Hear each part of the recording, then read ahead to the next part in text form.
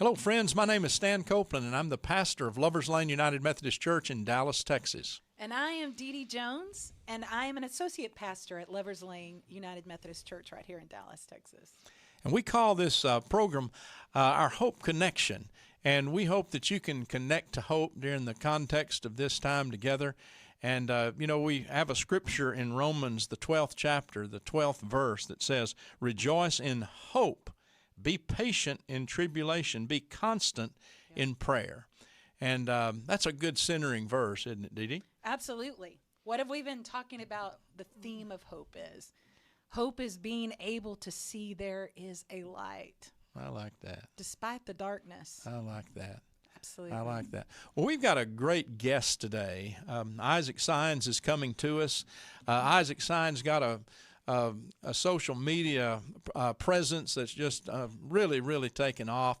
He does what's called ProFootball Chase, and you can find him just about anywhere. And we were just taken aback with how he's been able to really capture an audience of tens of thousands, really, in bringing good news about pro football and all the news that's going on in pro football, and how the athletes really do cater to his style of interviewing and getting their stories out. And so we wanted to have Isaac here just to talk to you a little bit about what he did, nearly a decade ago, Isaac? Why don't you tell us a little bit about it? Yeah, well, first off, thanks again for having me on the show. It's great to be here. I know that the Hope Connection podcast is something fresh and exciting, and it's so excited to be a part of it, an episode. And to your point, I've been working with Pro Football Chase for many years now. I started it when I was getting ready to go to college, and it was something that I have always had a passion for, covering the NFL. And it started off as a small little idea, and then I kept with it, posting on social media, Instagram, Facebook, Twitter. And as I continued to stay with it, I got more and more traction with actual players following me, and agents reaching out and wanting me to cover their certain clients. And then I got the podcast going, where I've started to interview. When I was in college at University of Texas at Arlington, I started interviewing players, and small players first, right? Because I wanted to make sure that I was giving them an opportunity before I got on to the larger players. But it certainly has been something that's been a big part of my journey, especially working in the sports industry. And I'm truly grateful for the experience that I've been able to do and cover all these types of players. So definitely has been something that I can look forward to, and look forward to doing it every single day.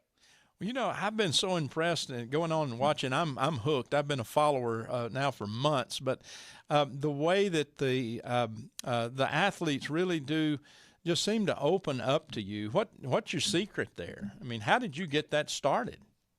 Yeah, well, the thing is that there's a lot of players that fly under the radar, right? And they're the underdogs per se. And so being able to give them a voice on the podcast, and when I first started the podcast, I wanted to make sure that I was a player-friendly interviewer, where I was able to give them a platform. I think too many media heads these days are very quick to push an agenda or corner players into answering stuff that they're not really wanting to. And so for me, I always made sure that I was respecting the player first, and also wanted them to share their journey to where they are today, because that's important, right? We all have a different background. We all come from different obstacles, challenges.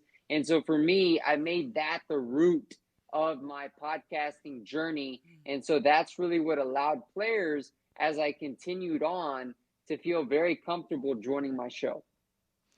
Yeah, it seems like, whether you're interviewing athletes or whether you're in church work, like Dee Dee and I are in church work, people have a story. And when you can connect with them and actually want to hear their story and, kind of want to get their testimony out there, or, their story out there, or maybe just to be able to share it one-on-one, as we often do as pastors, it just seems like that's an innate need that people or appreciate. They may have that need, or they sure appreciate the invitation to share. Absolutely. I think it's a big thing to be able to give somebody that platform to share their story, because not only is it beneficial for them, but as you've talked about on your Hope Connection podcast, it can give a lot of other people hope, and it can give them something to say, hey, I'm in a similar situation, or I was in that same scenario, and look where he's turned out. And so it gives hope in that regard. So it's very powerful in the way these types of podcasts and individual stories can carry. Yeah. So this isn't the way, though, you grew up, or is it a part of how you grew up, sports? I mean, did you just decide one day, this is what I'm going to do? Yeah, well, I grew up in a sports family. My dad, a pastor, grew up in the church, and so he played college ball, and my two older brothers played college ball. And it was one of those things where I played baseball and football, basketball when I was a young kid. And so I've always been around sports, and I've always had a deep passion for it. And especially as I got a little bit older and I got to high school, I realized that while I was playing football, I did want to get onto the announcing side, broadcasting side of sports. And so that's really what prompted me to start that page and start that podcast, is to cover the sport. Obviously, I knew I wasn't going to go play college football, but I said I can at least do what I really want to do, which is broadcasting. And so as my love for sports continued to grow when I was young, and eventually just said, I really want to have a space where I can talk about sports and cover players that play the professional game. Wow. Kind of to our theme of hope connection, can you remember an interview maybe that you had where, you were talking to an athlete, and that athlete just seemed to have a real hope about maybe getting over an injury, or hope about, maybe what the team was going to do or the next game was going to be about? And does anything just jump out at you as someone who was kind of hope hunting, if you will, and it made an impression on you? You've interviewed hundreds of pro athletes. I mean, that's kind of giving you a pretty tall order there. But can you think of something? Yeah, well, one for sure, and it was a recent interview with Craig Reynolds. He's a running back for the Detroit Lions. And one thing with his interview that really kind of struck me was he played at Town. It's a little small D2 or D3 college, and didn't have a lot of big offers coming out of high school, right? And so he's already an underdog. And so one thing that struck me with him was his brother, who's older than him, was actually not put in prison, but he went to prison for obviously breaking the law, and he was very close with Craig. And so Craig, since high school, his best friend, his brother, has been in prison. And so he had to navigate. He said his parents, he grew up in a single family household. His mom worked 3 or 4 jobs just trying to provide for him and his family. And so he had a very tough journey. And he was never sure. He's like, I always knew I wanted to play football. I always knew I wanted to get to the NFL, but I didn't necessarily have the support system for it. I didn't have the funds. He's like, I grew up, pretty much in poverty. We didn't have a lot growing up. And so for him, while his brother has been incarcerated in prison, he said, I was really lost for a long part of that time, not having my brother there. Just every day, it felt like he said he was in a dark space.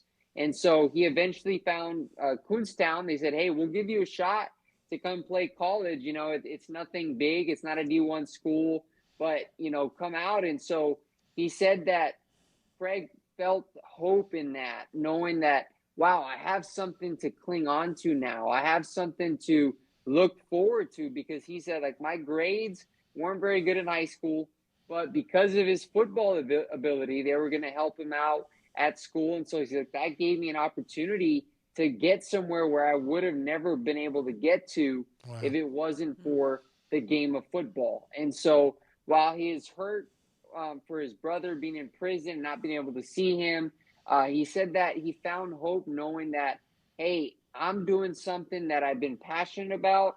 And he said his relationship with his brother in prison actually improved. He's like, now every single day we have a conversation via phone or FaceTime. And he's like, because I found this new passion, this new joy and hope through the sport of football. And so he said his brother's almost out of prison. He's feeling really confident and optimistic about having him actually come watch him play live with the Lions when he's out. And so it was a really cool journey just to listen to him and see the things he's overcome. Well, that is so neat. And I bet it felt good for him to tell that story. And we know in our faith what God is doing in the midst of those stories. But how do you talk through hope like that when you're interviewing someone like that? You know, because of your upbringing, but in that moment, how do you talk through hope like that? Yeah, you know, it's really interesting, and it's difficult at sometimes because I know some players aren't necessarily exposed to, like, you know, the faith journey. And so for me, what I typically do is when they bring up those hardships that they talk about, I just really say, you know, it really is a blessing because not everybody has an opportunity to go play at the college and NFL level, and to overcome obstacles. There has to be a level of faith, hope, and a belief. And so for me, I navigate that, and I'll share a little bit of my faith testimony that I'm a man of faith, and I grew up in the church, and I believe that we have a God that will open up the doors that need to be opened and close the ones that need to be closed. And so I'll share that little intro about me being a man of faith, and then I'll just talk about how their opportunities have come in ways where without hope or without hope's presence or them believing in something, then they would have not been able to accomplish what they've done. And so for me, taking that angle with players, especially that aren't really exposed to the type of religious talk or didn't grow up in the church, it's more so just trying to share a little bit of my joy through the podcast, you know, talking about my life and how God has worked in it. And hopefully they can see that and they can feel that in the interview and clinging on to that hope and the blessing that it is. You know, Stan, I was sitting there thinking about how in sports, I can imagine hope is built on what their ability is. Right? That's what everything for them has been about, is their hope is on what am I capable of doing. And then all of a sudden you're able to kind of flip what that looks like, and hope is more than what we're capable of doing. Hope is what God is capable and is willing to do in who we are. And you get the opportunity to change that role in that conversation. Yeah, and it's always fun because we're able to get them thinking, even if they're not in the right mindset, if they're not feeling like they're in a good headspace. My objective is to bring that hope to them and to share that light, you know, and say, hey, there is a God, you know, that is there for us regardless of the ups and the downs and the hope. And so, yeah, you're absolutely right about that. Well, Isaac, we got just a few minutes here, but I want to ask you a question. How do you maintain hope now in your life? And, you know, what are some of your secrets, if you will, to your own personal journey and how you maintain that hope? Well, hope to me, I think every morning I'm an early riser. So I like to read scriptures of the day because for me, it's like I have to be feeding myself spiritually in some form or fashion, whether it's a scripture of the day or, you know, having a conversation with one of my brothers. You know, they're pastors, and so they do a lot of ministry to me, you know, and we're very close.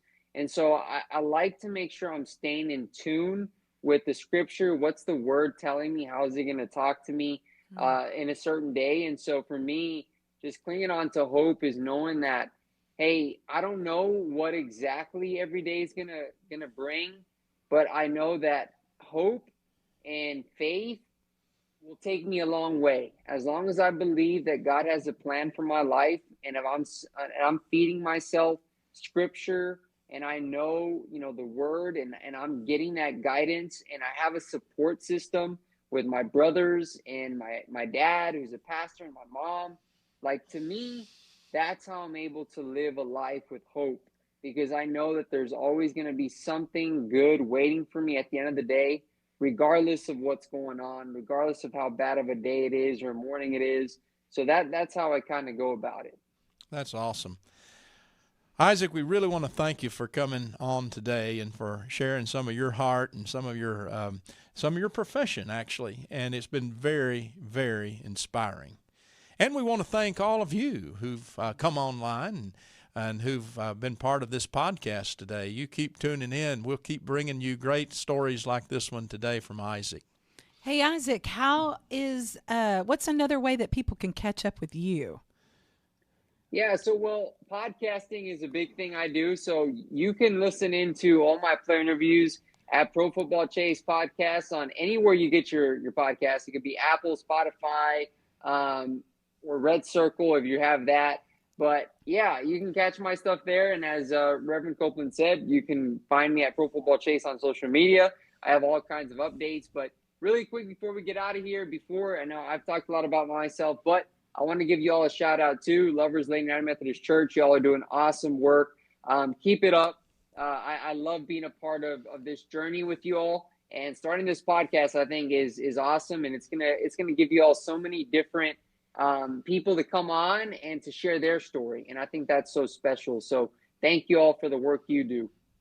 Thank you, Isaac. Thank you, Isaac. And you can come on at llumc.org, and you can find us there on our webpage, or you can tap into our social media accounts at Lovers Lane UMC. But thank you so much for being a part of this podcast.